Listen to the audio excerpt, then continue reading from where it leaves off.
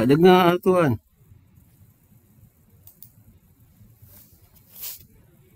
Ada suara apa? Ada suara.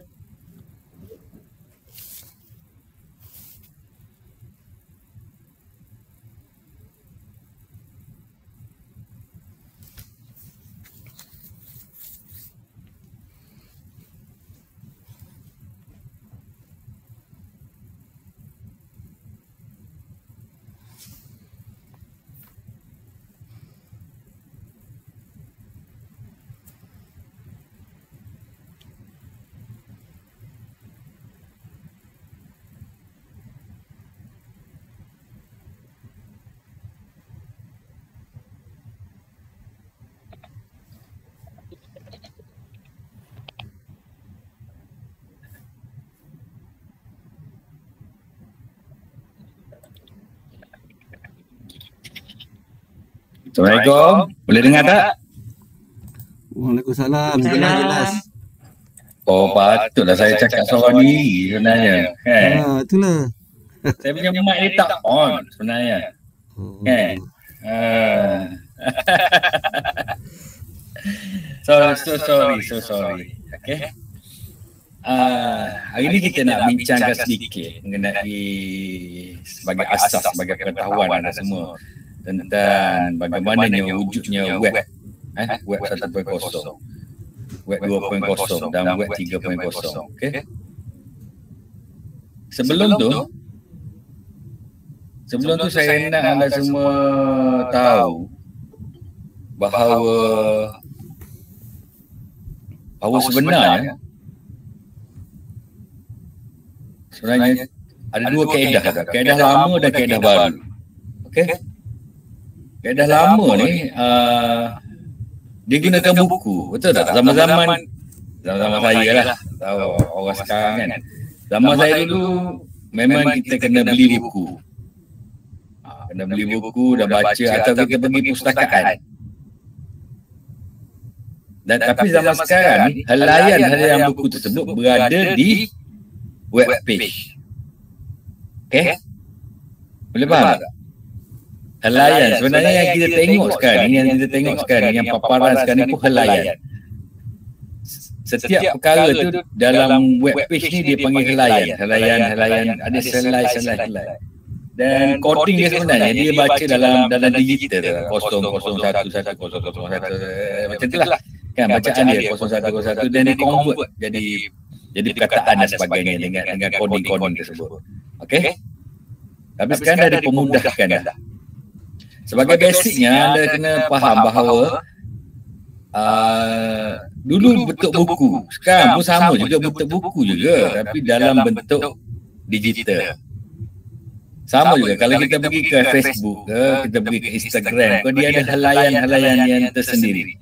Hashtag pun ada helaian dia tersendiri. Okey? Boleh tak? Mana semua yang kita bekerja atas helaian. Helaian yang banyak berteraburan lah kan. So dengan sistem moden sekarang ni dia boleh pick up. Dia boleh pick up cepat. Kita search dia dah tu dapat. Okey? Dan enjin pencarian yang cekap tu dikenali sebagai Google yang kita gunakan salah satu daripada function dia adalah YouTube. Okey? Boleh tak? Boleh.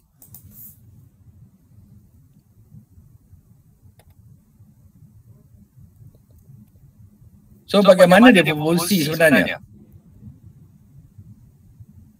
Dia berfungsi menggunakan internet, betul tak? Internet. So internet ni dia bukan GPS. Internet ni, okey? Dia bukannya satelit, bukan. Dia adalah sambungan kabel fiber tu ke serata dunia. Okey? Jadi setiap tempat tu dia ada satu server besar dia, server besar yang mengagihkan dan menggunakan sistem siaran macam sistem siaran yang kita namakan, dia ada satu web yang kita namakan macam handphone kita semua tu, dia ada satu siaran wifi dan sebagainya yang berdekatan saja. So pancaran daripada bukaan macam dulu kita pakai yang 9 yang atur yang ada atur ni bukaan dia besar. Sebab tu bila bukaan besar kita ada interaction yang cek kadang tak dengar.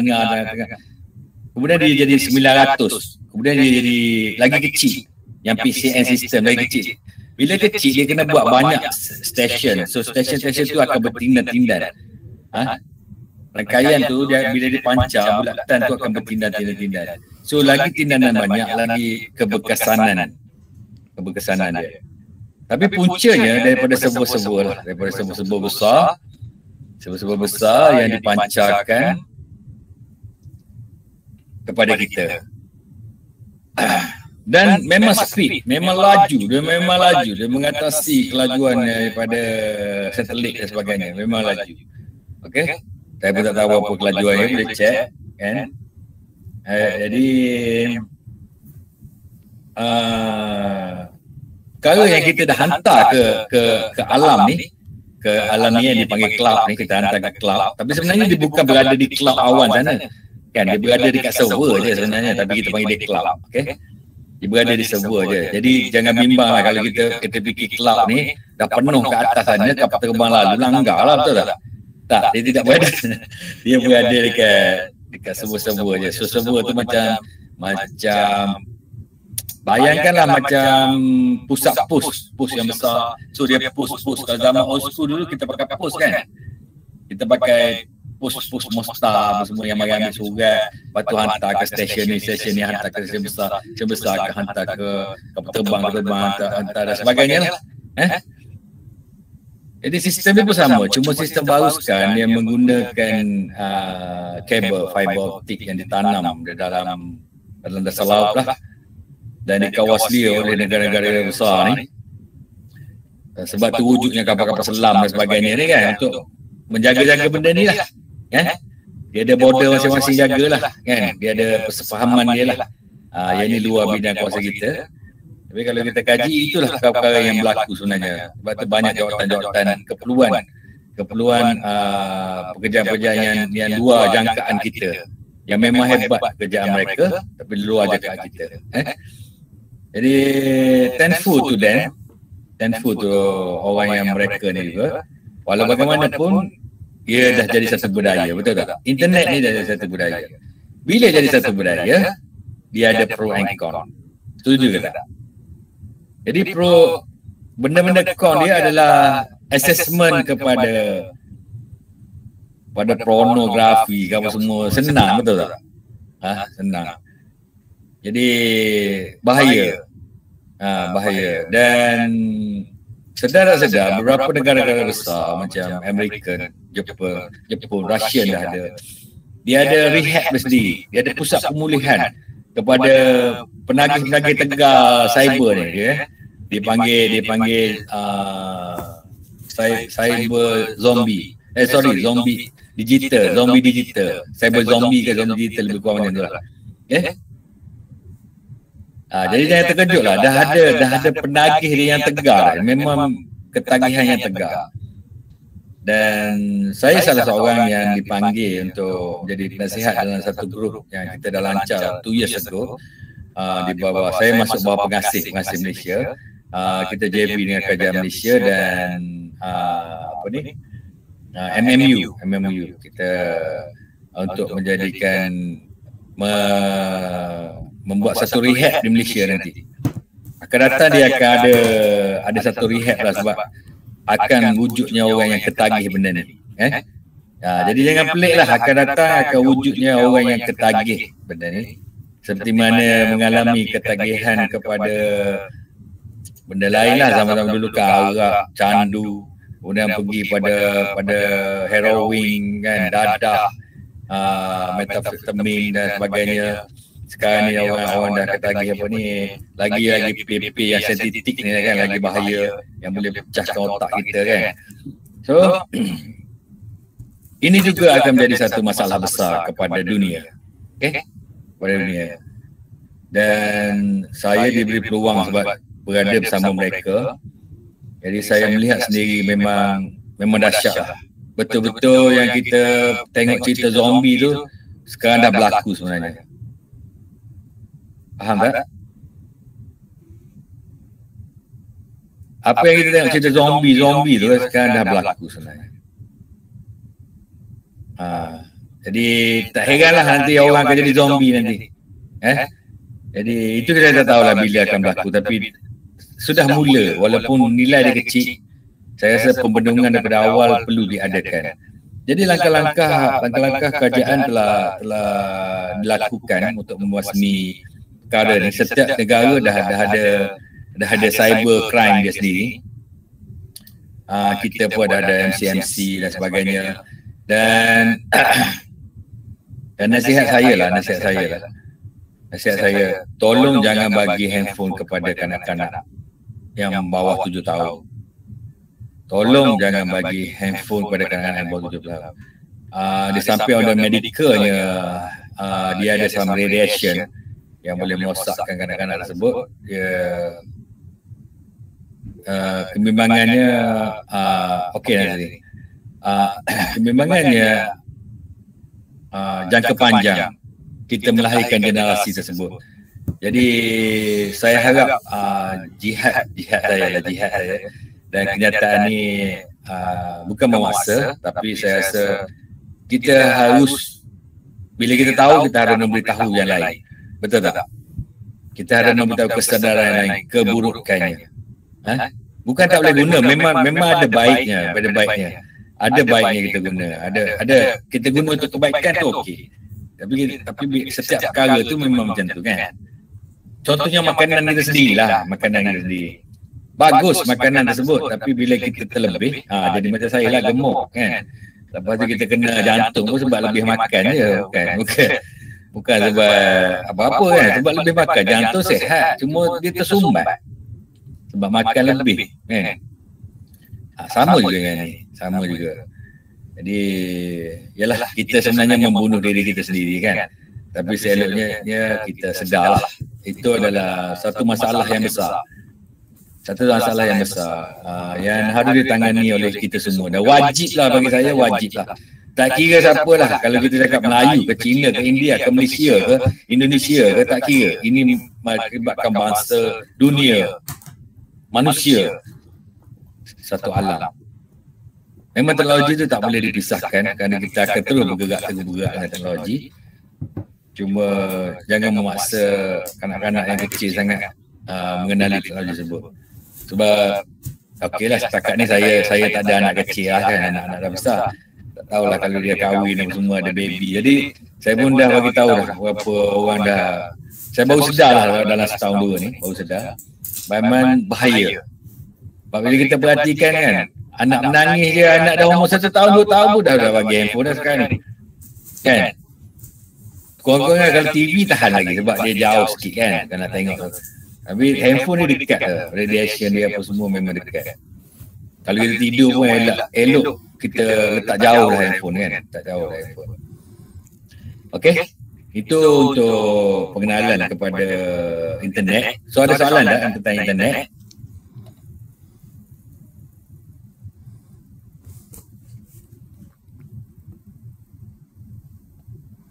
Kalau tak ada, saya nak masuk pada anda kepada web.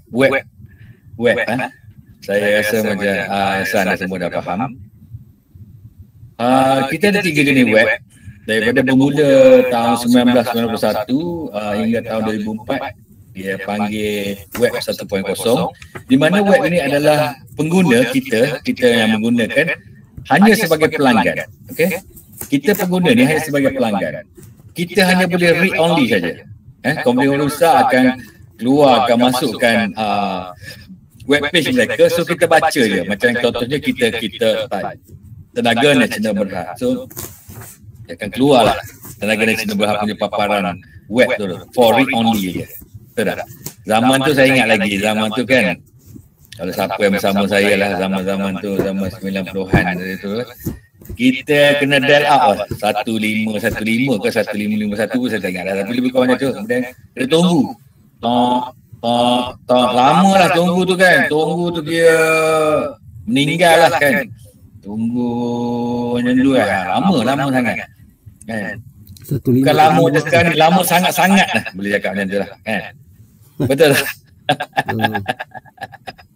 Orang kata kalau pergi library pun dah cepat lagi kan. Cepat lagi daripada ni. Okay.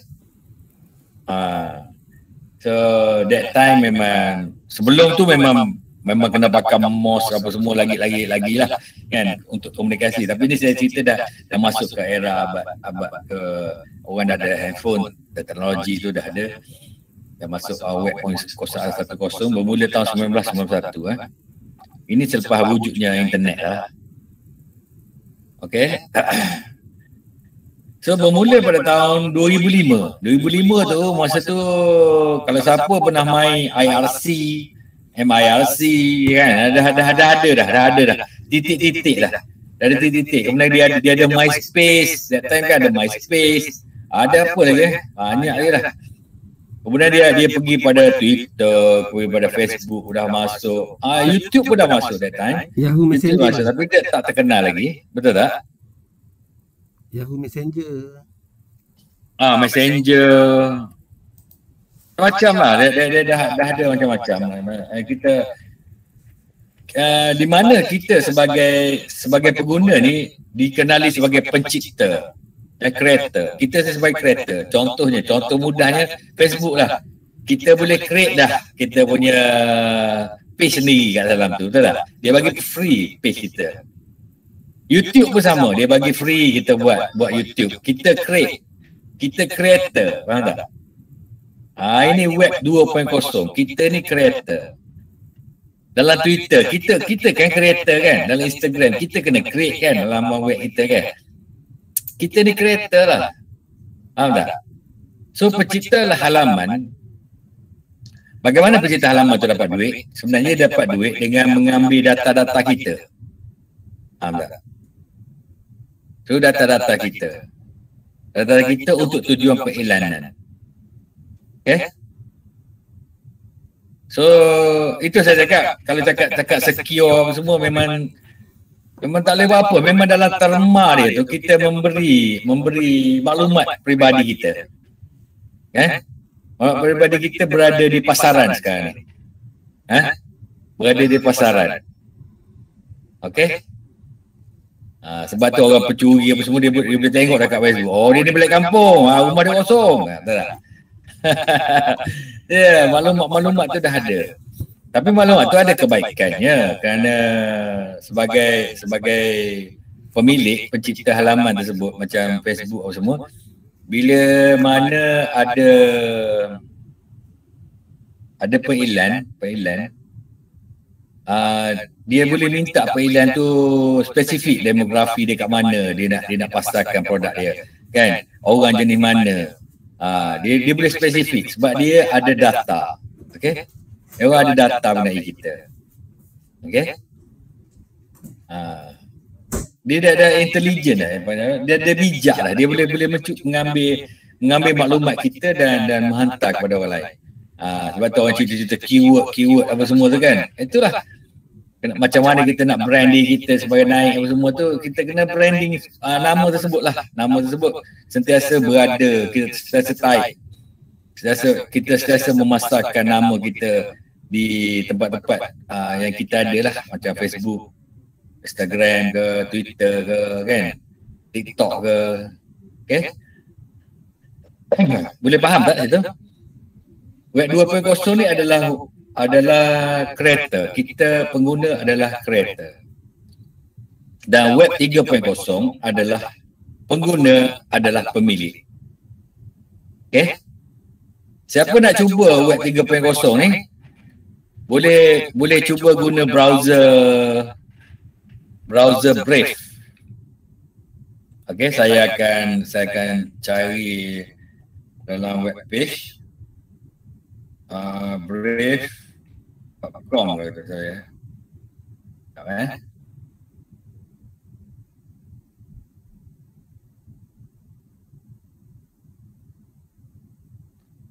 Brave.com kata saya. BRAVE. Browser ni adalah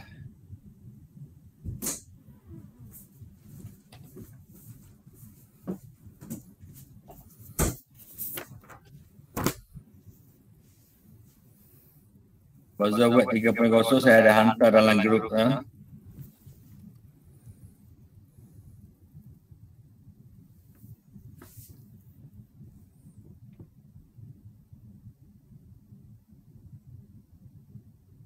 nak cuba boleh, dia stay pakai Chromium. Chromium ni macam kita pakai Chrome lah kan.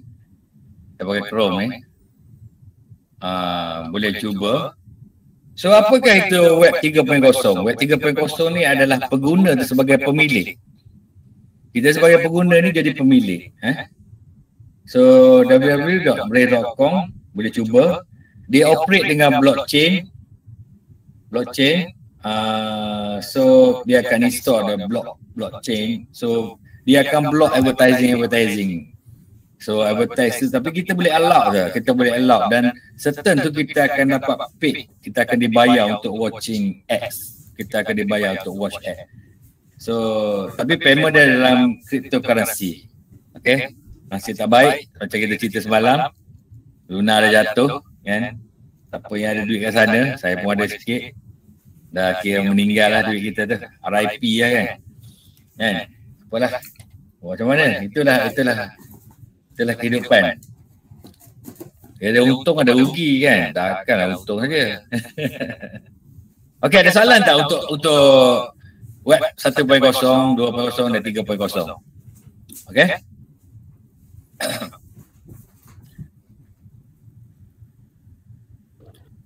Tak ada soalan.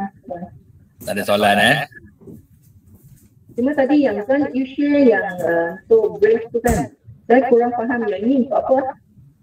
Yang mana Yang tadi you share tu ni Brave browser tu. Oh, Brave.com tu is entry to 3.0 punya web. Apa kegunaan dia? Kita nak buat untuk apa? Just for info dululah. Boleh browse macam biasa. Cuma bila you perasan dia tak ada iklan dah. Oh, dia tak ada iklan. Dan kita kalau iklan ada kita kena allow barulah dapat iklan tersebut. Kalau kita tak allow dia tak ada iklan dah. Okey? Maknanya fungsi dia macam Chrome fungsi dia pakai platform Chrome, dia develop oleh Google juga. Kan? Untuk kegunaan web 3.0 lah. Okey. Just untuk pengenalan. So kita boleh entry tu tengok begini rupanya kan. Dia akan ada macam dia punya duit dia kat tepi, nanti dia tengok nanti. Kan, betul tak? Itu web 3.0. Okey. Supaya kita boleh maksud saya once kita know benda ni wujud, kita boleh explore. Kerana conman ni banyak kan, dia cerita macam-macam kan. So at least kita explore dan have a knowledge dulu kan. Dan apa-apa yang kita ada doubt jangan guna sebab ramai orang berniaga sekarang kan. Orang jual forex lah, orang jual apa lah, ni untung dia tak bulan lah apa semua kan. So kita at least kita kenali dulu kan. Okay. Saya bagi ni just for info je. So internet ni kita dah cerita. So web 3.0 ni dia punya fungsi dia, setiap perkara dia akan dikunci oleh blockchain. Okay? Ada nampak cursor? Tak nampak. Nampak tak gambar blockchain ni? Okay, dia akan dikunci oleh dia panggil blockchain. Kalau orang cakap blockchain tu apa? Blockchain tu alat kunci dia lah. Setiap perkara yang kita masuk ke dalam web 3.0 tu kita boleh kunci. Boleh kunci. Dah pernah dengar tak perkataan metaverse? Tak pernah. Metaverse ni simple to say macam kita main game tak? Game-game yang moden sekarang yang dia dah nampak alam maya tu dia dah nampak macam 3D punya game tu, dia dah reka satu alam dalam sana. Sekarang ni dah ada penjualan dah ada orang reka dah.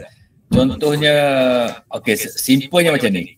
Kalau kita beli satu game dekat sana, kita beli satu game, kita kena beli hero dia ke untuk pemain dia. So once kita beli pemain dia untuk mainkan game dalam game tersebut, kita kena beli hero dia. So hero tu kita akan memiliki. Hero tersebut dikunci oleh blockchain. Okay? Blockchain. Payment tersebut berlaku dalam cryptocurrency.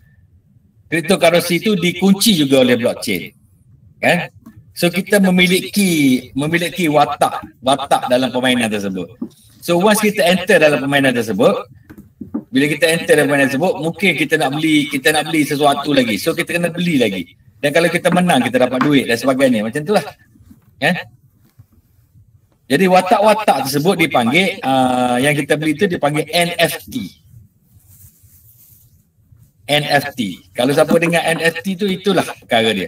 Apa-apa yang kita boleh jual beli kat sana, barang yang bentuk barang ni, kat sini dia panggil barang kan, barangan.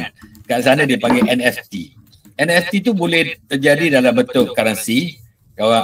Currency pun NFT juga. Gambar-gambar, video. Ada orang jual watak kan. Ada orang jual sekarang ni, dia reka satu kawasan. So dia jual lot, macam kita jual lot tanah kan, kat sana dah ada dah. Orang jual lot tanah. Lot tanah Putrajaya dia buka. So kita nak beli mana? Area masjid. Okey, area masjid kita beli. Ada orang beli area ni. Kemudian dia panggil kontraktor lah buat rumah dia. Buat ni. So dia ada duit, dia kena beli panggil kontraktor buat rumah lah boleh. Jadi rumah dia lah. Faham tak? So permainan dia macam tu. So ada duit lah. Kat sana orang yang banyak duit akan beli akan hidup dalam alam maya lah, alam lain. Dan maknanya dari sini pun mereka boleh menjadi pendapatan lah. Ya. Ini adalah peluang terbaik, satu perdagangan terbaik kepada akan datang kalau ada anak-anak yang pandai buat design komputer dan sebagainya, dia punya peluang lah. So dia boleh beli tapak dalam sana dan dia boleh reka, katakanlah dia reka satu permainan ke, ataupun bukan permainan saja. Kalau kita reka satu tempat yang macam saya cakap je, macam kata contoh rumah ke, atau kita reka kereta ke, kita buat kilang kereta. So orang nak mari tempah kereta ke, dia boleh tempah macam-macam. So kita bagi optional design macam mana ke kan, tapi kita kena buat alam tersebut lah. Orang yang pandai reka alam tersebut, dia akan beli dia ada tempat untuk beli, macam kita beli web page juga kan. So kalau orang datang, dia boleh katalah saya buka kilang kereta. So orang datang, orang beli kereta saya. Orang nak macam ni okey, harga sekian. So dia bayar saya pakai currency kripto. So saya akan bagi kereta. So kereta tersebut dia boleh jual pada orang lain pula. Saya boleh letak dalam garaj saya senarai kereta ni kan. So kereta ni nak beli dengan katalah dengan nama A kan. So orang lain yang boleh pergi jumpa A nak beli kereta tersebut. So A kata okey, kereta saya harga dia sekian. So berlaku dia trade balik. Sebab kata dah dia invest kereta tu $1,000, dia bayar kat kilang kan. So kilang tolong jualkan pula kereta dia ni kan. Kilang tolong jual, kilang pun ambil untung lah $200. So jadi dia jual 1,200. Betul tak? Tapi owner dia kata tak nak, saya nak untung juga untung juga 1,000. So jadi harga dia 2,200. Betul tak? So that car tu harga dia 2,200. Dan dia boleh increase lah. Dia boleh increase lagi harga dia. Dan dia boleh downgrade harga dia. Okay? Nah itulah permainan akan datang. Dia apa yang berlaku di dunia ni, maknanya orang-orang bijak pandai lah, saya bukan bijak pandai. Apa yang tengah dibuat sekarang adalah membuat satu lagi dunia lain dalam alam maya. Cakap mudah dia macam tu. Boleh tak? So sebenarnya banyak peluang perdagangan. Sebab tu saya nak bagi tahu anda semua, ada berapa peluang-peluang sebagai kita, sebagai kreator ni boleh wujudkan akan datang. Contohnya kita boleh, siapa yang buat lagu bagus, siapa yang buat education ni bagus, kita boleh hire seorang kat sana buat kita punya bangunan untuk mengajar saja kan. Nampak tak? Macam-macam dia macam dunia sekarang, tapi dia nak alihkan ke alam maya. Macam itulah. So banyaklah peluang-peluang perniagaan, tapi kena kaji lah, kena belajar lah apa itu metaverse. Macam mana nak buat design tu, bayaran dia. Macam buka troker Felta dan sebagainya dululah. Betul tak?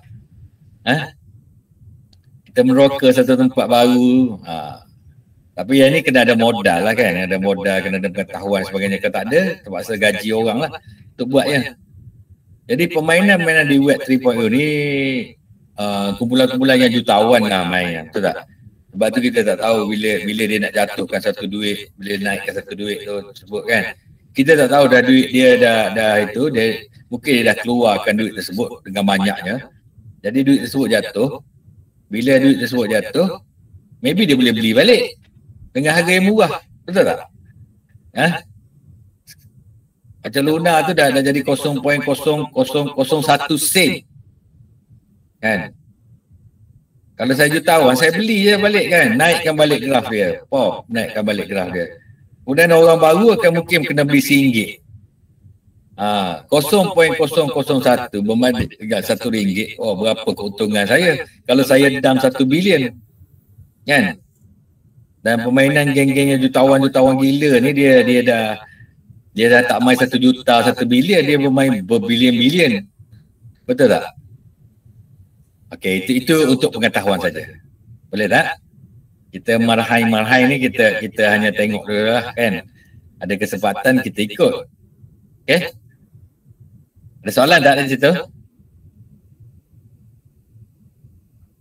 Ini saya dah pergi kepada old buku. Yang ni kita dah belajar semalam kan. 20% logik, math. So kita ada emosi 80%. Belief in future truth, perspective, big small, dan query everything. Kita kena persoalkan, question everything. So kemudian ya ini mengenai funnel. Funnel. Sebab CCP hari Khamis ni. Funnel. CCP kita tak masuk. Okey, ni apa dah tulis. Ni Ni cara orang kaya fikir yang kita cerita dah semalam. Ni strategi YouTube. Strategi YouTube adalah topik atau niche yang lebih spesifik. Kita kena break the norm, lawan kebiasaan. So video kita tu kena stand up. Kena ada curiosity gap.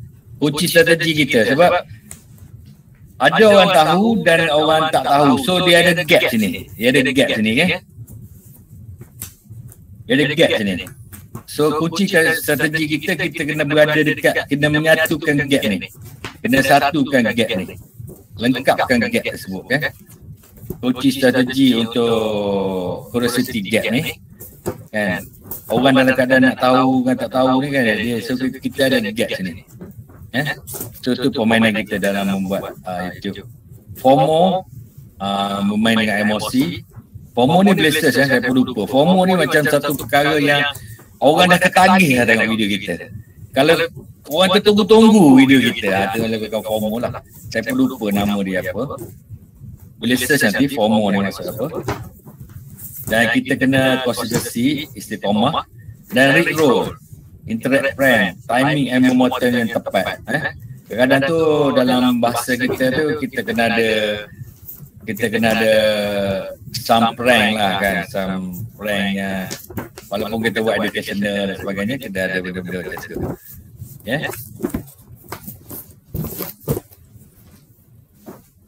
Okay, lastly kita ada YouTube. Yang ni kita dah belajar what you have, resources, what you need to do, and then what you want to achieve. Okay? Saya nak berbalik kepada funnel ni. Funnel ni sebenarnya saya akan buka Jamboard baru.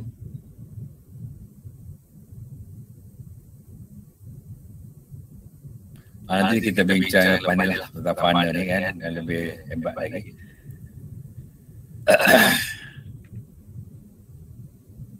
Jadi notan ni ada dekat anda semua. So ada apa-apa soalan tak daripada situ? Ataupun soalan-soalan untuk kelas malam?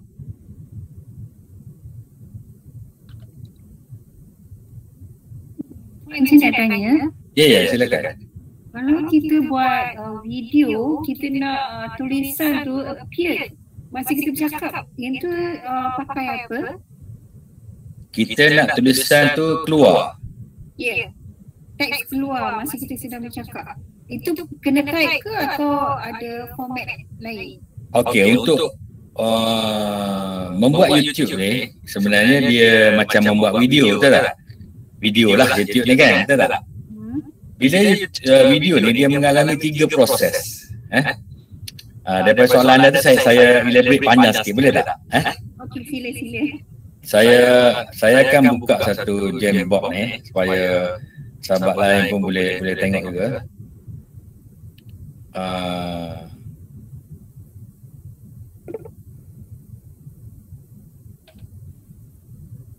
Okey. Bagus soalan tersebut.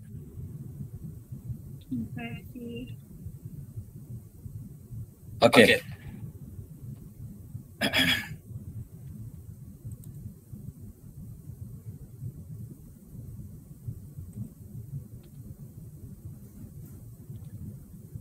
Bila kita buat YouTube untuk proses video produksi,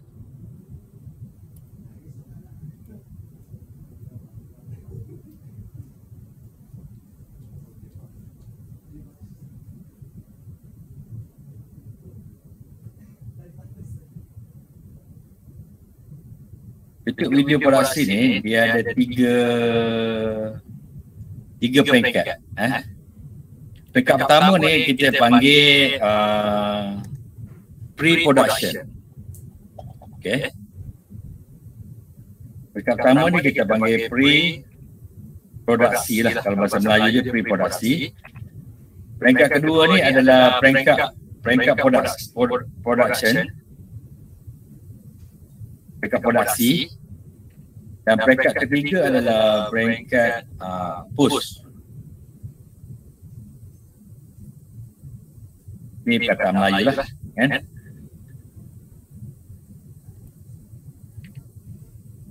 So bila kita nak buat YouTube video, kita akan jumpa 3 peringkat. Kita akan jumpa 3 peringkat, kan?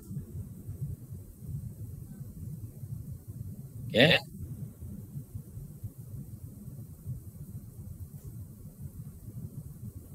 Boleh tak? Sampai sini? So apa yang ada dalam pre-produksi? So dalam pre-produksi ni kita akan buat research dulu lah, kan? Kita akan buat treatment, kita akan research, kita akan cari bahan, kan? So apa yang perlu dalam produksi ni, biasanya kita kena ada bahan lah. Bahan-bahan. Bahan-bahan.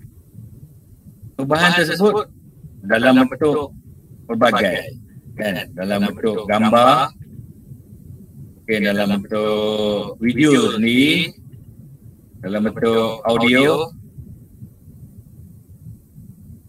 dan lain-lain lah, kan?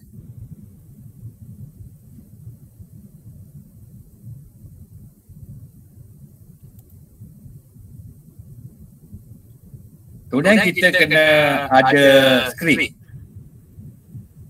So kalau tak ada pun at least kita akan buat dia punya treatment. Okay. Kemudian kita akan ada jadual penggambaran kita. Okay. Kemudian yang keempat, kita akan ada kos-kos yang terlibat. Sebelum kos yang terlibat tu, kita kena tengok peralatan yang terlibat, kita perlukan apa untuk syuting tersebut. Dan kita perlu, anda bahan-bahan ni juga terdapatnya lokasi prop.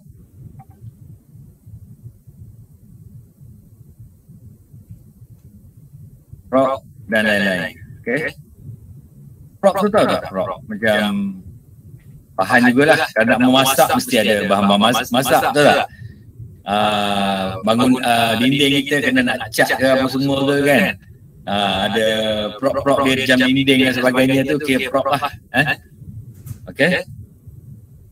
So peralatan ni adalah peralatan penggambaran.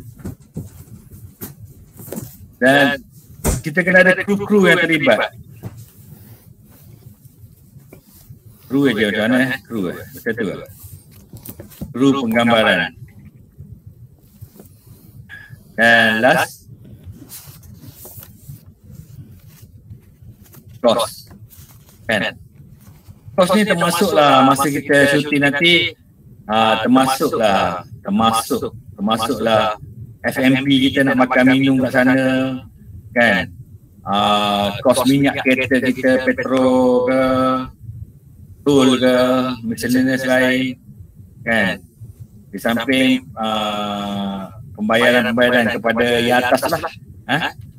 Di samping yang pembayaran utama tu macam pelakon utama kita, watak dan sebagainya terlibat kos kita lah. Kru, so saya letak sini mudah.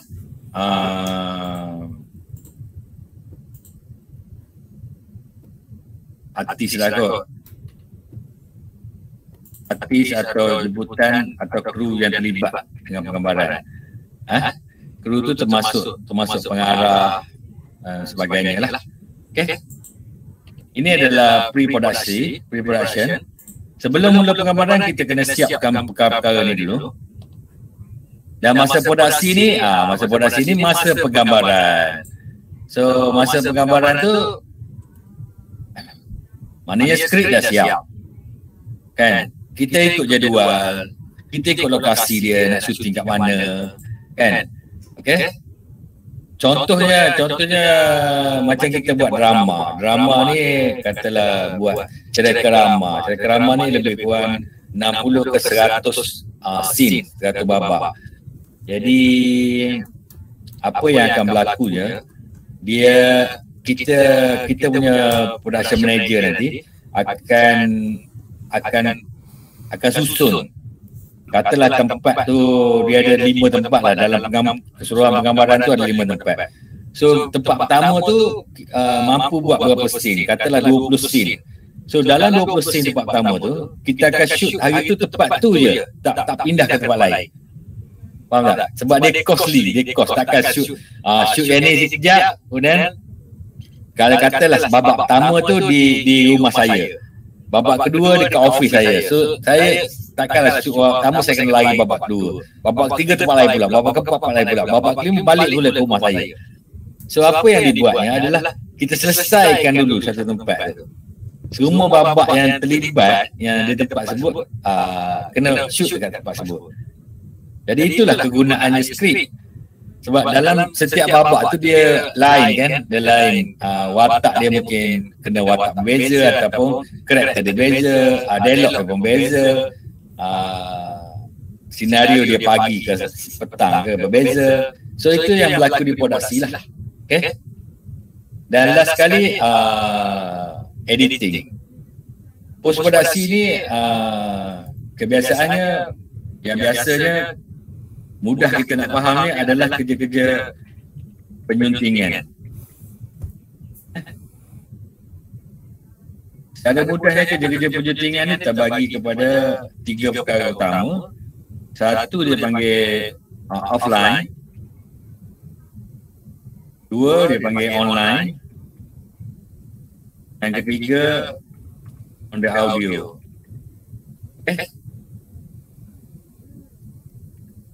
So kerja-kerja offline ni biasanya dekat set. Kalau saya syuting biasanya saya akan ada seorang dia punya editor, punya assistant akan ambil putih-putih tu dia susun. Kerja dia susun je. Susun sebab kita shoot ni banyak. So dia akan susun footage tersebut. Dia akan susun footage tersebut menjadikan satu cerita. Jadi bila mana online nanti, barulah pemotongan daripada orang profesional, dia potong, dia nak masukkan, termasuklah jawapan soalan tu. Dia nak masukkan tag dan sebagainya. Okey? Tag, sound effect dan sebagainya, itu di kerja-kerja online. Okey? Macam audio ni kalau biasanya orang yang online juga buat, tapi kalau audio tu profesional, dia akan hantar kepada satu tempat lain yang akan buat, dia akan baiki audio tersebut, dia akan mastering audio tersebut. Macam kita buat filem dan sebagainya, kita rakam balik audio tersebut dan dia akan master audio tersebut dan dihantar balik kepada orang yang buat online. Okey? Masa online tersebutlah yang akan berlakunya. Dia nak masukkan bunyi, masukkan teks dan sebagainya. Okey? Menjawab tak soalan? Ada tak macam semalam kita belajar macam mana nak tukar suara jadi suara robot. So kalau kita bercakap tu, suara kita bertukar jadi teks. Maksud saya macam tu. Suara kita tukar jadi teks. Masa kita bercakap tu ada teks tertera macam kat itu subtitle. Oh, itu panggil subtitle. Okey. Yang tu kita boleh buat.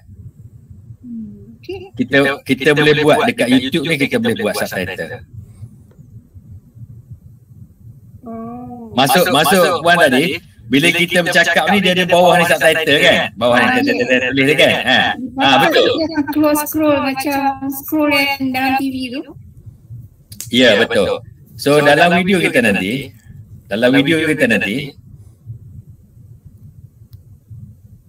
setiap apa yang berlaku dia akan tulis kat bawah ni kan? Ya, betul. Okey, katalah ni gambar seseorang. Perasan tak ada keluar satu sini dia tulis nama doktor bla bla bla, pegawai bla bla bla kan. Ini dipanggil lowater.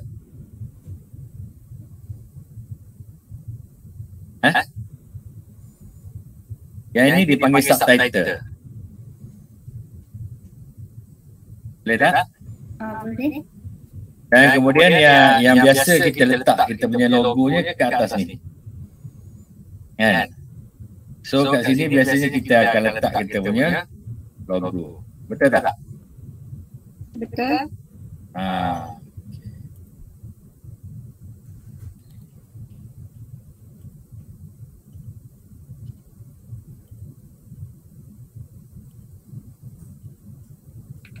Okey, boleh? So yang belakang ni kita panggil background.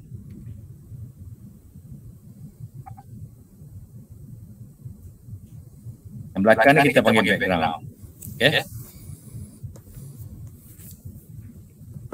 So yang depan ni adalah kita punya subjek.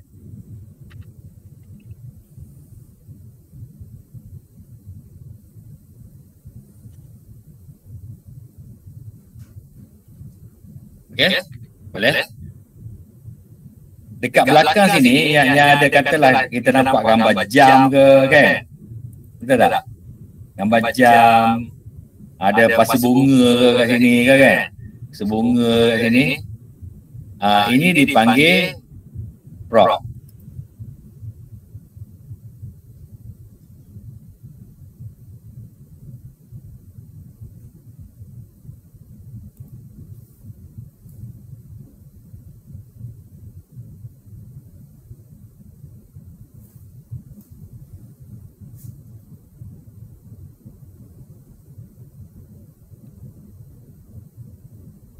Okey, boleh tak? Boleh. So biasanya background ni akan menguasai lebih kurang 60% biasanya. Subjek ni akan menguasai sebanyak 30% ataupun 25% ke 30% subjek ni. Dan dia punya highlight ni dia ada 10%. Baru nampak gambar tu 3D. So kita ada highlight. Ada bayang. Boleh tak?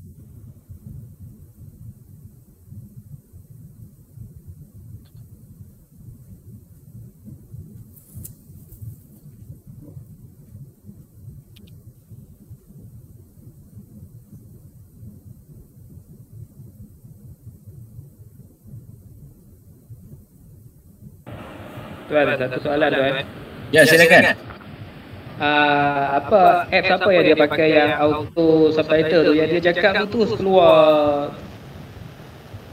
Dia ada auto generate dalam YouTube. Dia ada auto generate, tapi auto generate tu sebenarnya dia kena faham bahasa kita. Kalau bahasa kita ni bahasa Malaysia baku, dia boleh translate lah.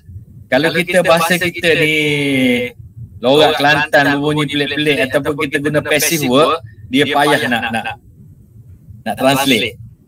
Okay? So di YouTube sendiri kita ada function untuk membuat subtitle. Okay? Boleh tak? Di YouTube ada function untuk membuat subtitle. Nanti saya bagi video macam mana nak buat subtitle sebut. Boleh? Okey boleh. Baik.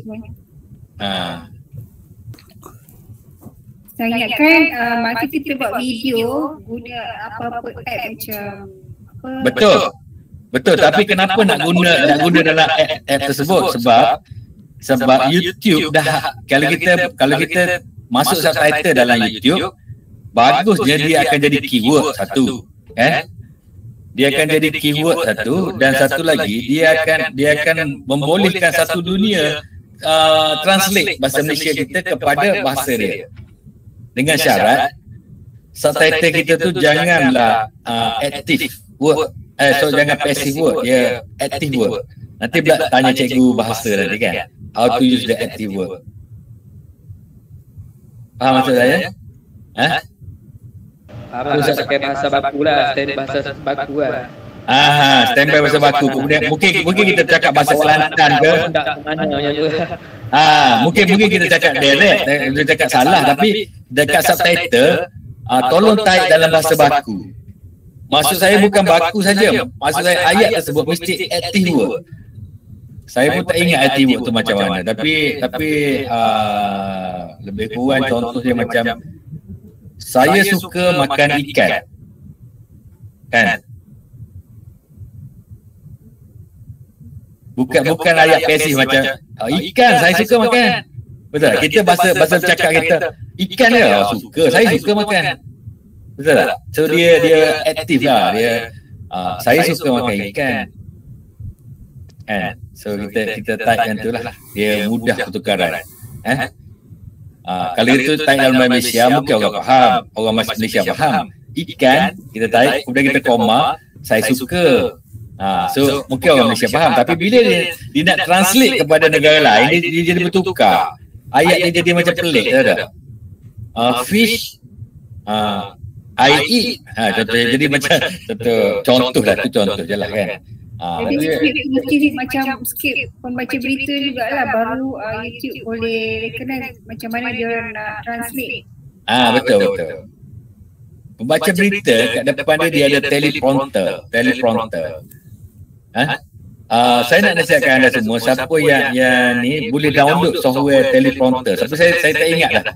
Saya tak ingat dekat mana, sebab saya tak boleh pakai teleprompter tu sebab mata saya akan tak betul, kan? So masa penggambaran tak betul. So saya hafal lah. Saya hafal dan apa yang kita buat, kita akan cakap satu persatu, bukan cakap habis. Kita cakap paragraf by paragraf. Faham maksud saya? Sebab kita rakam kan, kita buat paragraf by paragraf. Macam mana? Maknanya macam format computer code, berarti word by word. Yes, kita buat paragraf by paragraf. Word tu pendek sangat kan. Dalam paragraf tu ada wording yang dalam satu paragraf je. Kan? So kita rakam, Assalamualaikum, selamat petang, saya Sabtu Ambiar, saya berada di kan. So itu kira saya tulis nombor 1. Kemudian nombor 2 pula saya sambung. Nombor 3 pula saya sambung. Nombor 4 pula saya sambung. So kita ada beberapa pecahan-pecahan video. Okey? Video-video tersebut baru kita sambung-sambung menjadi satu video. Okey? Itu cara sebenarnya lah. Sebab kita buat rakaman, kecuali live. Live kita kena terus kan. Tapi untuk rakaman better kita buat macam tu lah. ada satu software teleprompter. Boleh lah teleprompter, kita boleh baca dia. Dan kita pun dia baca kat depan dia, tulis apa kan.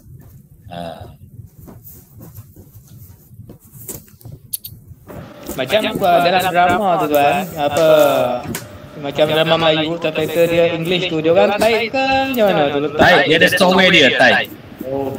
Okey, di stesen TV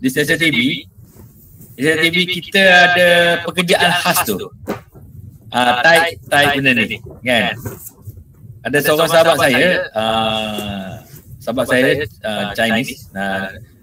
Dia memang tak buat kerja lain, dia buat kerja ni je kan. Sebulan kadang boleh time heavy, memang boleh dapat sampai 30-40 ribu. Kalau time peak hours lah kan. Sebab dia je bertahan dalam industri ni. Ramai lagi tapi tak ramai yang sebab dia boleh China, dia boleh Cina, dia boleh India, dia boleh bahasa India pun dia boleh kan, bahasa English lagi lah boleh, dan bahasa Melayu kan. Dia Chinese tapi dia kelebihan dia dari situ, dia pengarah juga tapi tak banyak yang dia buat pengarahan, tapi dia banyak buat yang ni. So dia ada satu software khas. CCTV tu dia tak nak dia akan bagi kita macam sign contract, so dia akan bagi, so on the spot dia akan type benda tu, type dia cakap dia type, siap dia hantar, tapi dia cepatlah tu yang yalah, job dia banyak lah kalau cepat buat kerja kan. Kalau bagi saya untuk translate lama betul tak? Tuan, maksudnya dia faham bahasa ke atau dia ada bantuan translator? Tak, dia faham bahasa lah, dia boleh translate. Sebab yang translator tu dia punya kerja, dia kena translate, kata dia kena translate ke China. Sekarang kan TV banyak kan nak okey, sebelum tu anda semua kena faham. Dalam stesen TV broadcasting punya editing pula, dia ada channel. So editor broadcasting ni dia bukan macam kita terus buat MP4 terus kan, finish product kita, betul tak? Format kita MP4, betul tak? Dia akan jadi video saya, kita takap video. Dia kat sana dia tak ada format macam ni, dia ada format lock je. Dia ada raw footage dia panggil, raw footage dengan banyaknya channel. So yang ni dia akan pakai Final Cut atau Premiere Pro dan sebagainya lah. Dia akan sediakan banyak channel. So CCTV akan mengambil channel-channel ni, katakanlah salah satu channel ni channel video tu, kemudian dia ada channel audio, kemudian dia ada spare lagi channel. So channel ni dia channel untuk letak benda ni, subtitle. Okay? Dan dia ada juga satu lagi spare untuk dia nak letak logo tambahan kepada katalah RTM pun ada logo dia. Faham tak? Walaupun video anda tajuk apa, kata buat drama, kita hantar video, tapi dia bila hantar tu untuk CCTV dia lain, sistem dia lain. Sebab tu tak boleh rakam pakai yang biasa. Okey, di Malaysia dia pakai dia pakai interlace, bukan pakai progresif. Itu more teknikal lah. So dia pakai 50p, 50i dengan kalau overseas dia pakai progresif, US pakai progresif, Malaysia pakai dia NTSC dengan PAL sebenarnya sistem. Tak apa, yang tu lebih teknikal. Cuma je nak cerita mudahnya. CCTV akan meng-hirekan beberapa orang yang boleh buat subtitle, kan? Sebab tu di TV kita kan, kita boleh tukar subtitle, betul tak? Di TV kita sekarang, kita boleh tukar subtitle. Inilah function dia. Okay? So, subtitle tu suara pun, bahasa cakap pun boleh tukar. Bahasa tu dia akan ada lagi saluran lain pula yang dia hantar audio. Dia hantar satu grup buat audio, tukar bahasa. Yang tu ada orang dapat kontrak macam tu juga, kan? Jadi dalam industri banyak peluang-peluang pekerjaan sebenarnya. Orang tak tahu, sebenarnya banyak peluang pekerjaan. Kan? So kita boleh buat tukar bahasa pun boleh. Jadi mungkin anda boleh bermula dengan YouTube, kerana YouTube ni dia ajar kita bagaimana membuat subtitle. Dia ada software khas dalam kita masa kita upload video tersebut, ada kan function subtitle tu kan, pasal tak? Dekat yelah, tak pernah buat lagi, tapi insyaAllah lah boleh buat lah lepas ni, betul tak? Mana function tu lah yang akan kita boleh letak subtitle. Jadi boleh mencubanya. Di situlah subtitle berlaku. Boleh tak? Baik. Ada soalan lagi tak? Bagus ada soalan-soalan macam ni. Jadi baru saya boleh ada idea nak bagi tahu kan. So faham tak? So ada pre-produksi, produksi dan post-produksi. Okay?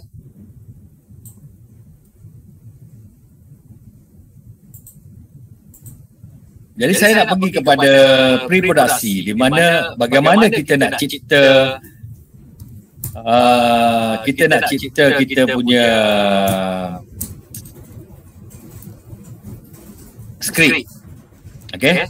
Tapi sebelum kita membuat skrip, kita kena buat treatment. Okay? This is first entry to kita panggil treatment. First entry untuk membuat skrip, kita akan buat treatment. Okay? Beda? So sebelum membuat apa-apa, you semua kena buat treatment. Saya akan bagi contoh treatment nanti. Dan dia akan jadi tugasan yang kedua. Okay? So dalam treatment tersebut, biasanya treatment ni dia akan dibahagikan kepada dua bahagian. Okay? Dua bahagian. So kita potong kertas kita ni, kita bagi pada dua bahagian. Boleh tak? Satu bahagian adalah untuk audio kita.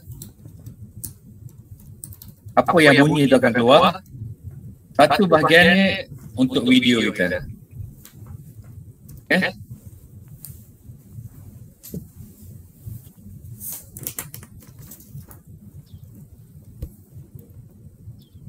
Boleh tak?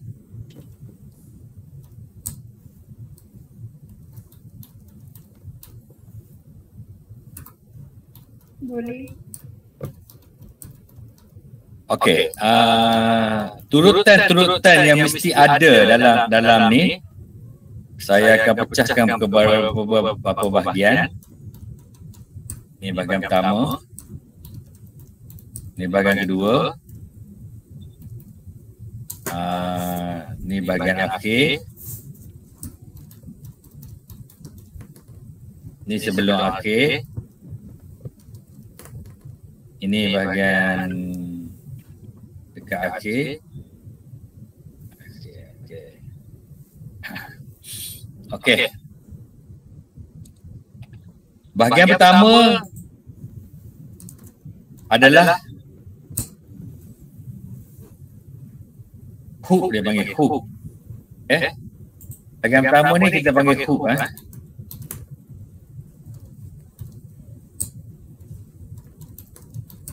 Bahagian kedua ni adalah montaj.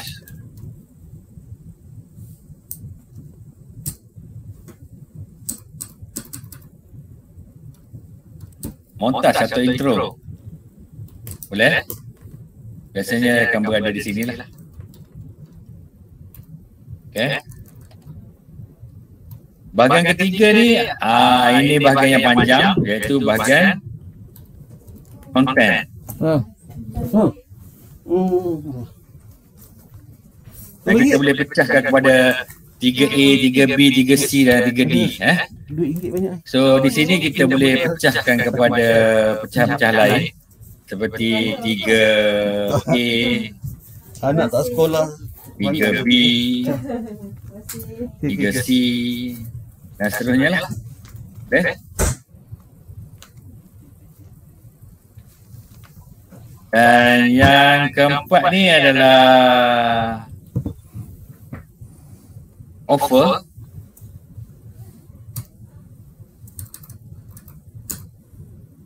Yang kelima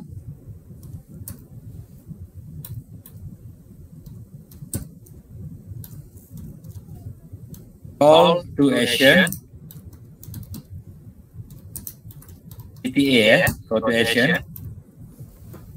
Dan yang keenam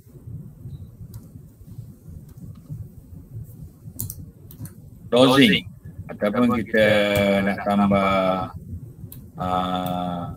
credit roll. Okay.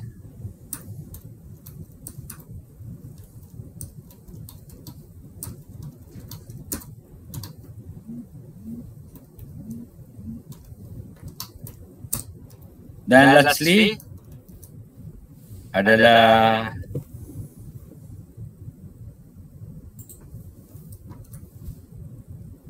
entertain.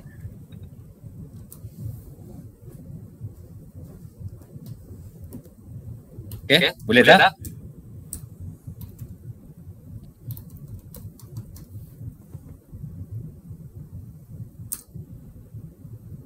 Semalam kita dah buat apa? Kat sini kita dah buat kan? Betul tak? Kita dah belajar dah buat intro semalam kan? Sedar ke tak sedar? Kita pakai apa? Please eat kan semalam kan?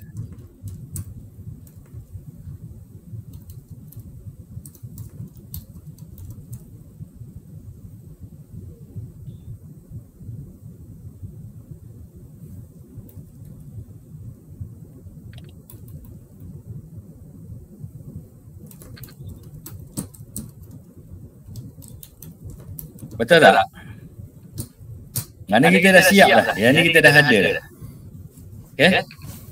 End screen nanti kita akan ambil dekat kita akan ambil dekat Canva. Boleh? Jadi kita akan buat dekat Canva.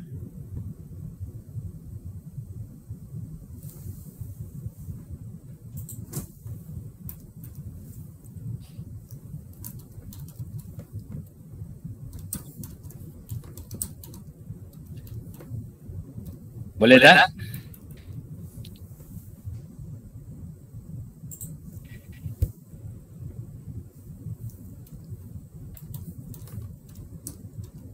Boleh.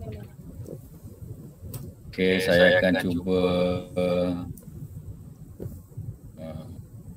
browse.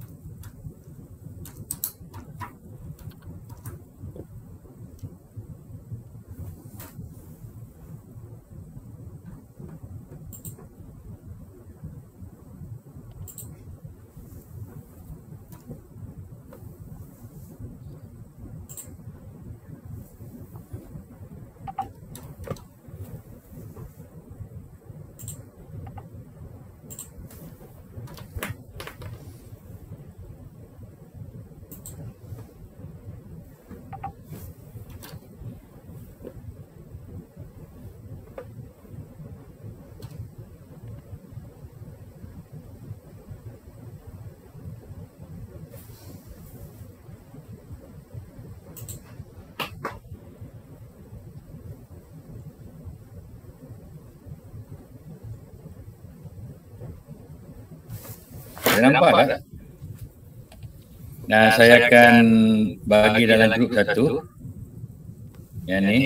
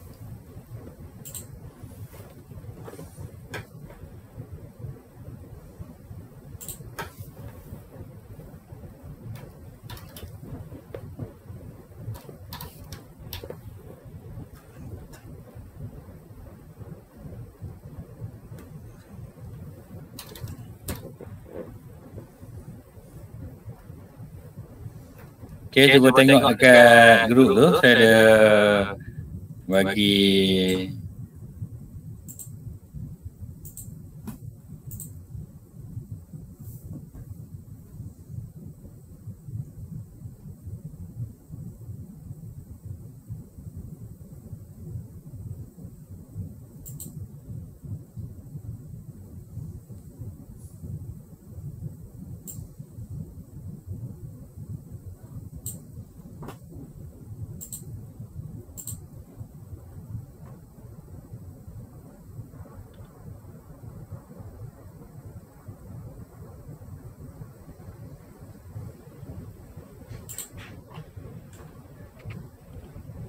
okey, nampak tak?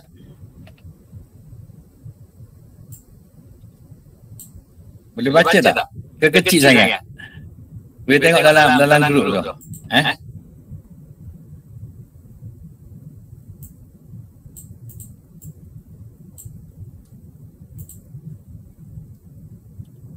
So apa yang saya nak anda semua buat, anda semua lakukan,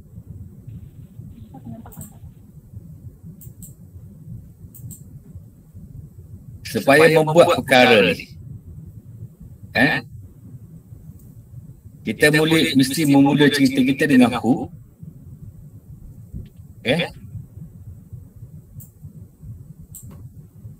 Contoh yang saya dah bagi sebelah tu, montaj ni tak payah sebab kita boleh buat montaj dekat Facebook. Kemudian masuk pada konten. Kemudian apa offer anda dan apa call to action dan closing. Ini contoh-contoh mudah saya dah bagi sini. Dan end screen. End screen tu kita tak payah buat sebab kita akan ni. Jadi type dalam kertas je. Type dalam kertas je. Type dalam kertas dan masukkan dalam grup. Supaya kita boleh tengok jadi ke tak yang anda buat kan.